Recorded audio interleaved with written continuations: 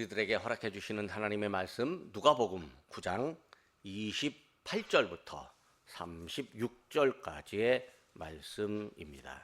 이 말씀을 하신 후 8일쯤 되어 예수께서 베드로와 요한과 야고보를 데리고 기도하시러 산에 올라가사 기도하실 때에 용모가 변화되고 그 옷이 휘어져 광채가 나더라.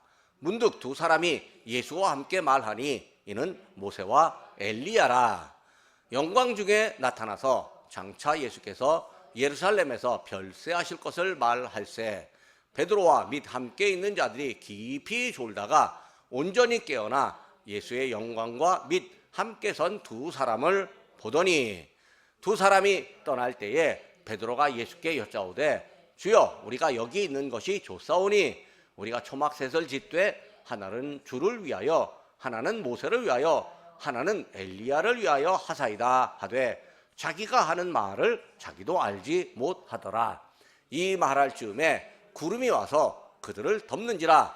구름 속으로 들어갈 때에 그들이 무서워하더니 구름 속에서 소리가 나서 이르되 이는 나의 아들 곧 택함을 받은 자니 너희는 그의 말을 들으라 하고 소리가 그침에 오직 예수만 보이더라.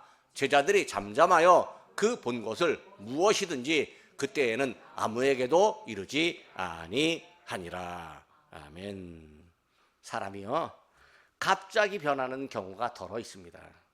깊이 고민할 때 고민을 해결할 방법이 없는데 어떤 지혜로운 어른을 만나서 그 이야기를 한마디 들었는데 그 한마디가 인생의 변화를 가져오게 하는 경우가 있습니다. 그 해외 축구 아버지라고 해버지라고 별명을 붙인 박지성 선수가 있습니다. 영국의 맨체스터 유나이티드에서 참 한국인의 명예를 드러냈던 그 엄청 열심히 잘 뛰던 박지성 선수였습니다. 근데 이 선수가 평발이에요. 이게 축구 선수가 평발이잖아요. 잘 뛰지 못합니다. 늘 발이 아픕니다. 근데 이 선수의 장점은 폐활량이 좋아갖고 그렇게 열심히 뛰어도 지치지 않는답니다. 그래서 뭐 2개의 폐를 가진 사나이 뭐 이런 별명이 붙었는데 이 박지성 선수가 발이 아프니까 이 경기를 뛰고 나고 훈련하고 나면 발이 아파갖고 그렇게 발을 만지고 그렇게 하고 있었대요. 그리고 자기는 발이 아픈데 자기가 아프니까 남들도 다 아픈 줄로 알았고 의뢰 그런 것이라고 생각을 했대요. 그러면서 자기는 정말 축구 선수이긴 하지만 정말 잘하는 게 없다 그렇게 생각해서 의기소침하고 있는데 그때 이제 한국 대표팀 감독이었던 히딩크 감독이 오더니 박지성 선수의 어깨를 한 대 툭툭 치면서 여보게 자네는 축구에 대해서 내가 보는 한 대한민국 선수 중에서 가장 진심이라 축구에 대해서 가장 진심으로 축구 선수를 한다 그 말을 했대요. 근데 그 말이 너무너무 고마워서 저 감독이 나를 축구에 대해서 진심이라고 하는 걸 알아주었구나. 그래서 그 다음부터는 진짜 그 감독 말을 듣고 열심히 뛰었대요. 근데 그러다 보니까 올림픽 게임에서 골도 넣고 또 그 다음에 이탈리아도 가고 네덜란드도 가고 그 다음에 영국도 가게 되었다고 그렇게 해요. 그리고 그 박지성 축구 선수를 지금도 존경하는 후배들 그 좋아하는 선수들이 엄청 많습니다. 그 감독의 한마디가 그 사람을 바꾸어 놓은 거예요. 큰 질병에 걸린 사람들이 있습니다. 질병에 걸린 사람들이 죽음의 위기를 당했지만 살아남으면요 인생을 생각하는 자세가 바뀝니다. 이번에 미국 갈 때 함께 간 목사님이 이제 제가 논문 지도를 해서 박사학위를 받은 목사님이에요. 57인데 이분이 40살 10년 전에 간 이식 수술을 했대요. 간 이식 수술을 하면서 거의 그 심장이 멈춘 시간이 10몇 시간이었는데 그때 이제 천국과 지옥의 경험을 하고 돌아와서 그 간증을 할 때 수많은 사람들이 은혜를 받았고 이분은 누가 뭐라고 유혹을 해도 이 작은 잘못이라도 작은지라도 절대 짓지 않는답니다. 왜냐하면 그 한 번 지으면 한 달 동안 몸이 아파갖고 견딜 수 없다는 것을 알고 절대로 그 유혹에 넘어가지 않는다고 아주 정확하게 거절하기도 하고 그렇게 합니다. 그러니까 몸이 아팠지만요, 아프고 나서 일어난 다음에는 하나님께서 그의 삶을 완전히 붙들고 계시다는 걸 스스로 느끼고 살아가는 거죠. 사람이 어떤 큰 위험을 겪었잖아요. 그 위험에서 헤어나오고 나면 삶에 대한 지나친 애착을 버리고 여유가 생길 수 있습니다.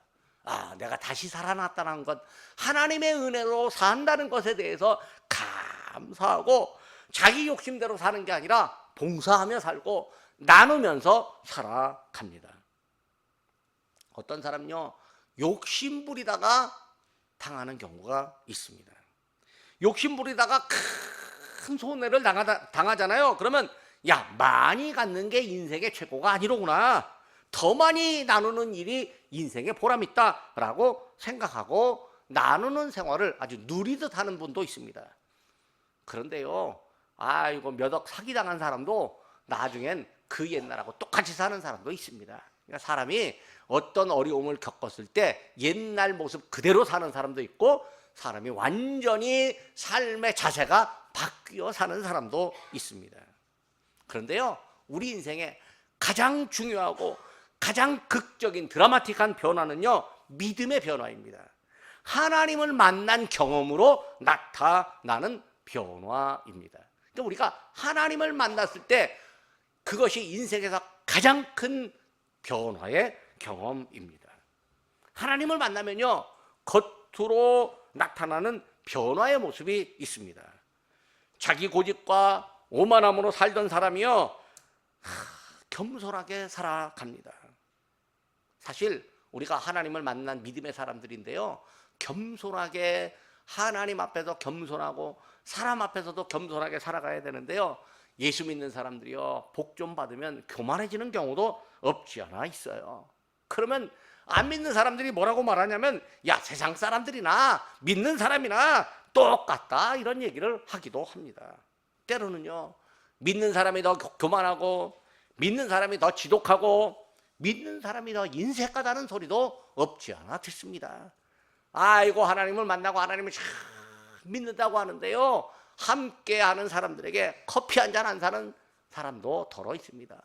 불신자들은요, 돈이 없음에도 불구하고 주변 사람들에게 고맙다고 말하고 뭐 이게 작은 캔디 하나, 사탕 하나로 사서 나눠 먹는데요, 예수 믿는 사람들은요, 고맙다는 말도 없고요, 사탕 하나 사서 나누는 경우가 없는 것도 제가 눈으로 직접 봤어요.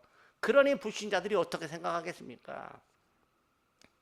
그것도요, 다른 교회 교인인데 내가 목사라고 뭐라고 할 수도 없고 그냥 그러리라 하고 지나갔어요. 여러분, 우리가 살면서 주변의 사람들과 함께 어떤 공동의 생활을 하잖아요. 그러면 조그만 사탕 하나 나누는 거, 그게요, 그 사람들에게는 예수 믿는 사람의 아름다움을 보여주는 거예요. 그냥 나는 어렵게 산다고 생각하고 나는 어렵게 사니까 나는 그냥 내 할 일만 한다. 근데 그게 아니에요. 다니면서 보면 자기 먹고 싶은 거, 자기 갖고 싶은 건 다 하더라고요. 그런데 먹고 싶은 거 사면서 하나 더 사서 나누는 거, 그거 어려운 일이 아닌데 그거 안 하는 사람들도 있는 걸 제가 봤어요. 사실 우리가 예수님을 만나잖아요. 그러면 본질적으로 변화되는 은혜가 있습니다. 우리가 마귀의 종으로 살았지만 하나님의 자녀로 변화되는 거예요. 하나님을 만나는 경험을 하잖아요. 그러면 하나님의 자녀라고 하는 강한 확신을 갖게 되는 거예요. 하나님을 만난 영적인 경험이 우리에게 하나님의 자녀라고 하는 확증을 갖게 하는 거죠. 하나님을 만난 경험은요, 내 뜻과 내 생각대로 살던 사람이었는데 하나님을 만난 다음에는 변화의 모습을 보이게 되니까 하나님의 뜻에 맞추어 살게 되는 사람이 되는 거죠. 그리고 하나님을 만난 경험은요, 나의 핵심적인 가치, 내가 인생을 살아가는 목적, 사명이 뭔지 그것을 깨닫게 됩니다. 하나님 경험은요, 내가 뭘 하면서 살아야 되지? 라고 하는 생각을 정확하게 갖게 합니다. 사실 우리가 예수 믿잖아요. 늘 하나님과 동행하며 사는데, 그런데도 하나님을 만난 경험을 해라, 이렇게 말하면 이거 뭐 생뚱맞아 보이기도 합니다. 아니, 뭐 옛날부터 우리 예수 믿고 있는데, 하나님 잘 믿고 있는데 무슨 하나님을 만난 경험을 또 가지라고 이렇게 말하냐라고 말할 수 있습니다. 그런데요, 우리가 꾸준히 예수 믿어 왔어도요, 하나님과 대면해야 할 때가 있어요. 예수님과 딱 맞닥뜨려야 할 때가 있다는 거예요. 여러분, 하나님을 어떻게 만나야 될까요? 기도함으로 만나는 거예요. 위기를 만날 때는 물론이고요, 또 중요한 사건이 발생했을 때는 물론이고, 그렇지만 우리의 생활에서 기도하면서 하나님을 경험했습니다. 우리 예수님은요, 늘 하나님과 함께하는 분이지만 기도 중에 아버지 하나님을 경험하신 바가 있었습니다. 오늘 본문에도요, 예수님이 하나님을 경험하고 아버지의 은혜를 입는 장면이 나옵니다. 본문을 통해서 우리는 하나님을 경험하는 예수님을 살피고, 우리도 하나님을 경험하고자 하는 은혜를 받고자 합니다. 첫째로 예수님은 제자들과 기도하러 산에 올라가셨습니다. 예수님은 아버지와 대면해야 할 때를 알고 계셨습니다. 예수님은 당신이 그리스도고 십자가를 져야 하는 사실을 제자들에게 알려주었습니다. 그리고 8일 후에 예수님이 제자들과 함께 산에 올라갔습니다. 예수님은 기도할 때를 알고 계셨습니다. 제자들에게 당신의 사명을 알려주셨고, 또 사명을 감당하기 위해 아버지를 만나야 할 때를 아셨습니다. 아버지를 만나야 할 그때가 바로 기도하는 시간이었습니다. 예수님이 베드로, 야고보, 요한 이렇게 제자 3명을 데리고 함께 산으로 올라가셨습니다. 예수님은 기도하러 가실 때 혼자 가지 않았습니다. 예수님은 기도하는 시간에 제자들과 함께 기도하고 제자들에게 기도를 가르치셨습니다. 예수님이 제자들을 데리고 다닙니다. 이게 사람들이요, 좀 잘난 사람이 이렇게 데리고 다니잖아요. 자기를 호위하라고 데리고 다니는 거예요. 자기가 이게 뭔가 좀 힘이 있다라고 하는 것을 보여주기 위해서 데리고 다니는 거예요. 아이고, 어저께도 보니까요, 제가 어디 갔다 오는데, 아이고, 요즘 이제 한 몇 달, 6월 3일에 지방선거 하잖아요. 지방선거 하려고 하니까 국회의원 나오려고 하는 사람들, 이게 정당의 대표쯤 되는 사람이 앞에 떡 서니까 뒤에서 하여튼 기초의회 의원들 나오려고 하는 사람 대명이 쫙 따라가는 거예요. 피하고 지나갔다가 한마디 좀 해야 되겠다 싶어갖고 얼굴을 마주쳤는데, 아이고, 한마디 할 시간이 별로 없었어요. 그냥 지나가고 그러냐고 하고 지나왔습니다. 이 동네 정치가들 저 만나면 좀 괴롭습니다. 왜냐하면 맨날 번삼동에 돈 많이 갖다 놓으라고. 그러면 정치가가 하는 일은요, 자기가 사는 지역에다가 돈 많이 갖다 주는 게, 어떻게든지 많은 예산에서 그 동네 잘 살게 하는 게 그게 정치가들이 하는 일인데요, 이 동네 그게 별로 없어요. 그래갖고 제가 만날 때마다 뭐라고 해요. 만날 때마다 뭐라고 하는데, 그래서 슬슬 피하는 사람도 있기도 하고 그러는데, 하여튼 제가 좀 이 동네 사람들 별로 얘기 안 하길래 제가 좀 그런 얘기 하는데, 우리 집사람은 그런 소리 하지 말라고 그래요. 왜? 미움 살까봐. 근데 제가 사람들한테, 정치가들에게 미움 사봤자 뭔 대수겠습니까? 저는 정치가들에게 미움 사든 말든 아무 상관 안 합니다. 하나님이 날 사랑하면 됐지. 정치가들이 나를 아껴봤자 내게 무슨 유익이 있겠어요? 아무것도 없어요. 내가 사는 동네, 내가 사는 지역에 정치가들이 좀 좋은 일을 해줬으면 고맙겠다, 그 생각밖에 없어요. 근데요, 사람은요, 주변에 여러 사람이 있으면요, 다 자기 호위하라고 하는 거고, 또 내가 이런 사람입니다 라고 멋져 보이려고 여러 사람들과 함께 하는데, 우리 예수님은요, 그렇게 하지 않았어요. 우리 예수님은요, 당신을 호위하라고 하는 내용도 아니고, 여러 사람과 함께 하면 심심한 것 없어지는 것, 그것도 아니었습니다. 여러분, 사람이 함께 하는 건요, 함께 모여서 즐겁게 노는 것도 있지만요, 또 자기의 그 어떤 이 위험을 나타내는 것도 있지만요, 사람이 함께하는 것은요, 뜻이 맞아야 됩니다. 이 가려고 하는 방향, 인생의 방향이나 또 어떤 함께 일하려고 하는 목표가 공유되어 있어야 합니다. 왜 함께하는지 목적이 분명하고 그 목적을 지향해야 그 만남이 의미가 있고 즐겁습니다. 여러분, 직장은 다 그런 목적의 의미, 이 방향이 있어요. 다 수익을 내려고 하고 또 뭐 고객들을 만족시키려고 하고 여러 가지 그런 목적들이 있으니까 직장에 다 모인 사람들이 성격도 다르고 배움도 다르고 고향도 다르고 다 다르지만 그것 하나를 위해서 사람들이 서로 협력하는 거죠. 물론 월급도 받으니까 그렇게 해야 하겠죠. 그래서 지도자는요, 그 공동체에서 방향을 정확히 제시해 주어야 됩니다. 우리 교회의 방향은요, 어떻게든지 우리 하나님과 함께하는 기쁨을 누리는 것입니다. 예수님 가는 길을 잘 따르는 제자 3명이 있습니다. 야고보, 베드로, 야고보, 요한 세 사람은요, 예수님이 가자라고 하는 곳은요, 묻지도 않고 따지지도 않고 따라가는 사람이에요. 성격적으로 좀 급했습니다. 아이고, 목사님이 어디 가자고 하면 목사님 어디로 가는데요? 언제 가는데요? 언제쯤 오는데요? 가서 뭐 하는데요? 가서 뭐가 준비해야 될까요? 목사님이 다 알아서 얘기할 텐데 그걸 성격이 급해갖고 계속 물어보잖아요. 목사님이요, 말은 안 하는데 속으로 이 목사를 좀 믿어줬으면 얼마나 좋을까 그런 생각은 가집니다. 예? 때로는요, 어떻게 하자라고 하면 이미 다 생각 갖고 얘기하는데 생각 없는 줄로 하고 가서 뭐 할 거냐고 물어보면요, 뭐 할 건지 미리 얘기 다 해버리면 김새거든요. 다 가서 뭔가 은혜 받을 걸 다 준비하는데, 그리고 다 내용 주는데 또 내용은 안 보고 또 계속 물어보면 이게 목사도 참 그럴 땐 참 힘들긴 합니다. 그런데요, 베드로, 야고보, 요한은요 무조건 따라왔어요. 예수님이 가자고 하면 말없이 따라왔습니다.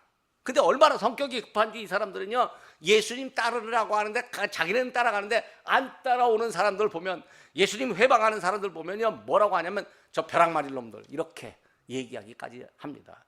야고보와 요한은 저 사람들에게 벼락이 내려서 저 사람들 좀 때리게 해주십시오라고 예수님께 말했어요. 그래서 이 별명이 우레의 아들, 보아너게라고 말해요. 그러니까 그게 뭐냐면 우리말 현재 이야기로 하면 예수님 앞에 제자 2명이 저 벼락 맞은 놈들하고 욕했다 그 소리예요. 근데 예수님이 하는 말이 좀 참아라. 네가 안 해도 하나님 다 보고 계시고 다 알고 계신다라고 하는 거죠. 예수님이 기도하라고 가자고 하면 따라가서 기도하면 됩니다. 예수님이 우리를 기도로 초대를 하십니다.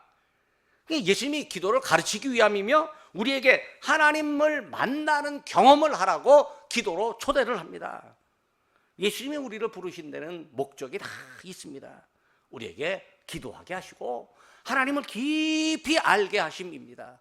여러분, 주일 예배 시간이 그냥 있는 시간이 아니라 예수님이, 하나님이 우리를 하나님을 만나라고 경험하라고 부르는 시간이에요. 그러니까 그 시간이 그래서 중요한 거예요. 하나님 말씀을 듣게 하고 하나님의 사랑을 경험하게 하려고 하는 목적을 갖고 우리를 기도의 자리로 초대하십니다. 산 위에서 예수님이 기도하실 때 갑자기 신비한 모습으로 예수님이 변화되었습니다. 옷이 휘어지고요, 강렬한 빛이 발생했습니다. 우리가 기도할 때를 안다는 건요, 하나님의 큰 은혜입니다. 그리고 기도하는 것도 은혜입니다. 기도할 때 하나님의 놀라운 뜻과 은혜를 경험합니다. 기도하면서 하나님께서 내게 허락하시는 변화를 경험할 수 있습니다. 예수님이 우리를 기도로 초대하십니다. 특별한 일이 있을 때가 기도로 초대하는 경우이기도 하고, 또 기도하려고 하는 마음이 들 때가 기도로의 초대입니다. 그때 기도해야 합니다. 제가요, 그런 적이 있었어요. 기도해야 되겠다고 생각했는데 갑자기 TV에서 재밌는 스포츠 중계를 하는 거예요. 스포츠 중계 보고 기도하겠다고. 그런데 웬걸요, 스포츠 중계를 보는 시간 바깥에서 보면 난리가 났어요. 난리가 나서 보니까 내가 가슴 상할 일이 생기는 거예요. 그래서 이 하나님 앞에 하나님의 기도로 나를 부르실 때 기도하러 가면 되는데 뭐 즐거운 일이 있다고 안 하니까 가슴 아픈 일이 생기더라고요. 여러분, 기도로 초대하면 기도하러 가면 됩니다. 두 번째로 예수님은 산에서 2사람과 대화를 하셨습니다. 선지자들과 대화하셨어요. 예수님의 모습이 매우 휘어졌는데 갑자기 2사람이 나타나서 예수님과 대화를 나눕니다. 2사람이 모세와 엘리야입니다. 백성들이 엄청 존경하는 선지자입니다. 모세는 이스라엘 민족에게 자유와 평화를 가져다 준 선지자입니다. 율법을 반포하고 하나님의 언약을 전달한 선지자입니다. 엘리야는 능력의 선지자였습니다. 우상을 물리치고 신앙의 질서를 세운 선지자였습니다. 예수님이 이런 선지자들과 대화를 한다? 이건 예수님의 영적 권위가 얼마나 높은지를 알려주는 일입니다. 여러분, 세상에서도요, 내가 괜찮은 사람이야 라고 자랑할 때 내가 누구를 만나고 왔거든, 내가 누구하고 친하거든, 누구와 연결돼 있거든, 뭐 이렇게 말합니다. 제가 페이스북을 하는데 가끔 보면 페이스북에서 대통령과 함께 찍은 사진 올리는 사람도 있고, 당대표와 함께 찍은 사진 올리는 사람도 있고, 뭐 그렇게 합니다. 왜? 내가 그만큼 괜찮은 사람이야 라고 자랑하는 거죠. 사실 그렇게 자랑해도요, 실속이 없을 때도 있어요. 진짜 실속이 있는 건 남이 자랑해 줘야 돼요. 또 실제로 만나는 모습을 다른 사람이 보아야 권위를 인정받습니다. 예수님은요, 두 선지자와 대화를 해서 이 두 선지자의 그 갖고 있는 그 권위가 예수님에게도 있다는 사실을 보여주었습니다. 근데요, 권위를 보여주는 것보다 더 중요한 건 대화의 내용입니다. 가만히 들어보니까 좀 이상합니다. 예수님이 높아지고 이 세상을 바꾸거나 새로운 질서를 세운다, 뭐 이런 내용이 아닙니다. 오히려 예수님이 예루살렘에서 죽을 거라고 하는 내용이 대화 안에 담겨 있습니다. 예수님이 모세와 엘리야를 만나서 대화한다면 어떤 위대한 계획을 논의하고, 또 그 위대한 그 계획이 이스라엘을 회복시키고 이스라엘에게 세계를 다스리는 나라가 되게 할 것이다, 뭐 이런 위대한 원대한 계획이었으면 얼마나 좋겠습니까마는, 세계 질서가 재편되고 이스라엘이 세계를 다스리는 역할을 한다, 이러면 얼마나 좋겠습니까만 그게 아니었어요. 그러니까 만약에 세계 질서가 회복된다, 뭐 이런 건요, 사람이 원하는 바예요. 대통령 뽑을 때, 미국 대통령 뽑을 때, 한국 대통령 뽑을 때 다 뭐 하냐면, 우리가 세계에서 최고의 나라가 된다, 미국을 다시 위대한 미국으로 만든다, 뭐 이렇게 말하죠. 한국을 세계의 5대 열강 안에 들게 하겠다, 뭐 이렇게 얘기합니다. 그게 다 정치가들이 하는 얘기예요. 근데 예수님의 대화 내용은 완전히 반대입니다. 오히려 예수님은 예루살렘에서 죽을 거다, 예루살렘에서 별세할 거다, 그런 얘기를 하는 거예요. 세상은요, 다 내게 크고 원하는 것, 크고 화려한 것, 힘이 있는 것, 내가 좋아하는 분, 이런 분이 세상을 호령하는 것을 좋아합니다. 그 덕에 나도 힘도 좀 써보고 목소리도 높여보고 싶어 합니다. 제자들이라고 해서 다루지 않습니다. 근데요, 세상이 그렇지 않습니다. 세상이 잘 돌아가는 건요, 위대한 지도자가 있기 때문에, 정치가가 있기 때문에 그런 것 같습니다. 그런데요, 보이지 않는 곳에서 묵묵히 일하는 사람, 다른 일을 위해서 희생하는 사람들, 이런 분들이 있기 때문에 세상이 잘 돌아가는 거예요. 세상이 잘 돌아가는 건 또 하나님의 사람들이 기도하고 있기 때문에 세상이 그나마 돌아가고 있는 거예요. 예수님의 죽으심으로요, 세상의 질서가 다시 세워집니다. 예수님의 죽으심으로 다시 세워지는 질서는요, 섬김과 희생으로 사람들이 서로를 위해주고 사랑하는 그런 질서가 세워지는 거죠. 예수님이 죽으시면 이스라엘의 희망을 넘어서 온 인류의 희망이 됩니다. 즉, 예수님 자신이 세상을 바꾸고 인류에게 희망을 주는 분, 하나님의 영광을 드러내고 하나님께 영광을 돌리는 분입니다. 모세와 엘리야는 예수님과 대화하면서 예수님의 죽으심이 하나님의 뜻이라고 하는 사실을 인정하고 있습니다. 이게 진짜 중요한 거예요. 셋째로, 제자들이 예수님께 초막지어서 살아보자고 제안을 합니다. 우리는 예수님의 죽음이 하나님의 뜻대로 되었다는 것을 믿습니다. 그런데 우리가 예수님께 초점을 맞추지 못하면요, 하나님의 뜻에 의한 예수님의 죽음보다고 죽음이 쉽사리 믿어지지 않습니다. 그래서 알고 있는데도 말하지 못하고 아는 대로 행동하지 못합니다. 그 옛날 제자들도 그랬습니다. 예수님을 따라 산에 오른 제자들이 피곤했습니다. 깊은 잠에 들었습니다. 갑자기 깨어보니까 예수님이 두 선지자와 대화를 하고 있습니다. 제자들이 예수님께 부탁을 하는 거죠. 특히 베드로가 예수님께 제안을 잘 하는데 두 선지자가 사라지고 나니까 베드로가 갑자기 나서서 말합니다. 야, 주여 여기 있는 게 참 좋습니다. 우리가 초막 셋을 짓겠습니다. 하나는 주를 위하여, 하나는 모세를 위하여, 하나는 엘리야를 위해서 여기에 초막셋을 짓고 선생님이 여기서 모세와 엘리야와 대화 나누며 사십시오. 그렇게 이야기하는 겁니다. 베드로가 갑자기 잠자다가 깨갖고 얘기하는데 사실은 성경을 보니까 베드로가 자기가 하는 말이 자기도 모른다 그렇게 말합니다. 여러분, 사람이 늘 맨정신으로만 말하는 게 아닙니다. 특히 맨정신으로 말해도요, 자기가 뭔 말하는지도 모를 때가 있습니다. 하나님의 뜻과 하나님의 사랑을 거스르는 말을 할 때는요, 자기가 뭔 소리 하는지도 몰라요. 그냥 자기는 옳다고 생각하고 말하지만요, 그게 다 자기 말 안에 커다란 함정과 모순이 숨어 있다는 사실을 모르고 있습니다. 하나님을 경험해야 될 시기에 하나님을 경험하지 못하면요, 엉뚱한 소리를 합니다. 하나님을 경험한다고 하면서도요, 잘못된 체험을 하면요, 맨날 생뚱맞은 소리만 합니다. 믿는 사람이라고 해서 언제나 옳은 소리 하는 게 아니에요. 자기는 옳다라고 소리하지만 남들이면 헛소리라고 하는 경우가 많습니다. 요즘 대한민국이요, 유튜브가 발달하는데 유튜브 안에서 헛소리 하는 사람들이 얼마나 많은지 모르겠습니다. 뭐 1,000억을 모아서 대한민국을 다시 세운다고, 근데 거기 그거 좋다고 그거 보고 돈 보내는 사람들이 있어요. 얼마나 어리석은지 몰라요. 여러분, 유튜브에서 나 뭐 할 테니까 나에게 돈 좀 보내세요. 절대로 믿으면 안 돼요. 절대로 거기에 동의해줘서 돈 보내면 안 돼요. 그 사람이 정치적으로 나와 좀 맞는 사람이 할지라도요, 절대로 하면 안 돼요. 왜? 그게 헛소리이기 때문에 그래요. 사람은요, 자기가 들은 것, 아는 것, 자기가 보는 것 전부로 생각하는 경우가 참 많습니다. 내가 못 본 세상, 내가 알지 못하는 세상이 존재한다는 것은 알면서도 그 세계에 대한 경험, 그걸 경험이 없고, 그러니까 내 생각대로 그 세계를 마음대로 말해버리는 거예요. 이런 경우를 어리석음이라고 합니다. 내가 알지 못하는 세상이 존재하면 그 세상의 언어와 그 세상의 방법으로 그 세상을 알아야 돼요. 예수님을 아는 건 예수님의 언어, 예수님의 방법으로 예수님을 아는 거지, 인간 나의 언어로 예수님을 알려고 하는 건 안 되는 거예요. 하나님이 우리에게 주는 은혜도요, 하나님의 언어로 알아야 돼요. 그 하나님의 언어가 곧 성경입니다. 제자들은요, 예수님에게서 나타나는 영광, 모세와 엘리야와 대화를 하는 모습을 보고 그것이 최고이고 전부라고 생각합니다. 그러나 하나님의 생각은 전혀 다릅니다.